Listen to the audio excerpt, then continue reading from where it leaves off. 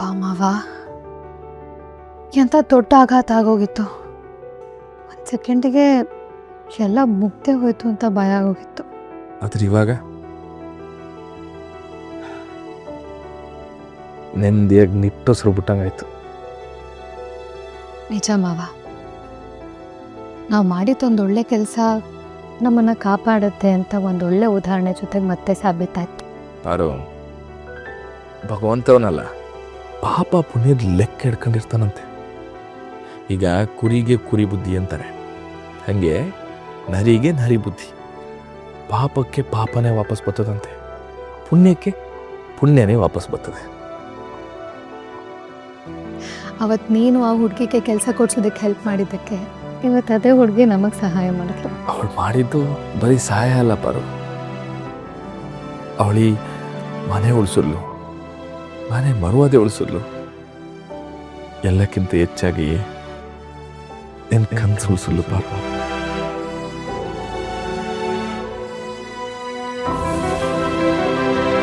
ಪಾರು ಕಾಲು ನೋಯ್ತಾಯ್ತಾ? ಚೂರು ಮಾವ ನೋವಾಗ್ತಿತ್ತು.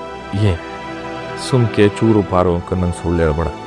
ಬೆಳಿಗ್ಗೆಯಿಂದ ಆಟೋನ್ ಜನರು ನೋಡಿದ್ಯಾ, ನಿಂಗೆ ಕಾಲು ನೋವು ಬರದೇ ಇರುತ್ತಾ? ಕೊಡಿಲಿ ಕಾಲ ತುಂಬ. ನೀ ಸುಮ್ಮನೆ ಮಾವ, ನೀ ಏನು ಒಳ್ಳೆ ಗಂಡ ಹೆಂಡತಿ ಕಾಲು ಮುಟ್ಟಬಾರ್ದು. ಗಂಡ ಹೆಂಡತಿ ಕಾಲು ಯಾಕೆ ಮುಟ್ಟಬಾರ್ದು? ಗಂಡ ಹೆಂಡತಿ ಇಬ್ರು ಒಂದೇನೆ, ಯಾವ ಭೇದನೂ ಇಲ್ಲ. ತಿಳ್ಕೊಡ.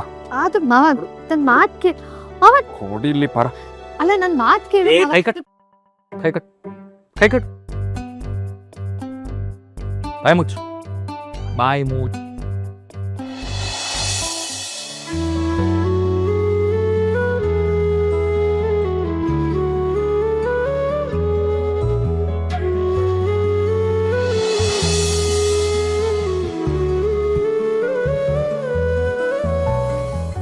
ಪಾರು, ಹೆಂಡತಿ ಅಂದ್ರೆ ಎರಡನೇ ತಾಯಿ.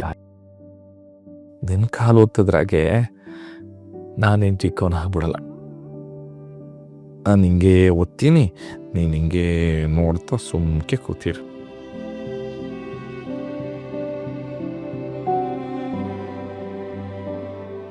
ಅವ ಎಷ್ಟು ಜನ ಗಂಡಂದ್ರು ಅವ್ರ ಹೆಂಡತಿರ್ ಕಾಲು ಓದ್ತಾರೆ ಹೇಳು? ಬೇರೆಯವ್ರ ಮನೇದು ನಂಗೆ ಗೊತ್ತಿಲ್ಲ, ನಮ್ದೇ ಹಾಸಿ ಹೊದ್ಕೊಳ್ಳಷ್ಟೈತೆ. ಬೇರೆಯವ್ರ ಮನೇದು ಬಿಡುಪ.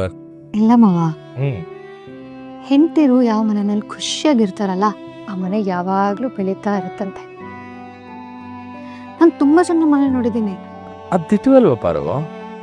ಯಾಕೆ ಗೊತ್ತಾ? ಹೆಂಡತಿ ಅಂದ್ರೆ ಮನೆ ಮಹಾಲಕ್ಷ್ಮಿಯರು. ಆ ಮನೆ ಲಕ್ಷ್ಮಿ ಖುಷಿಯಾಗಿದ್ರೆ ಮನೆ ತಾನಾಗೆ ಖುಷಿಯಾಗಿರುತ್ತೆ, ಉದ್ಧಾರ ಆಯ್ತದೆ.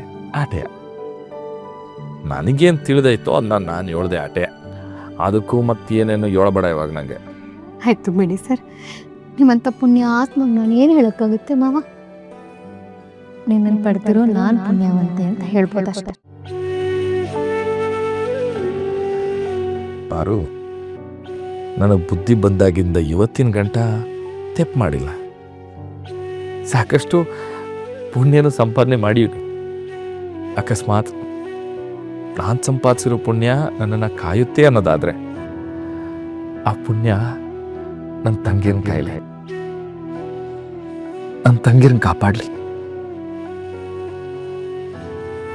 ಕಾಪಾಡುತ್ತೆ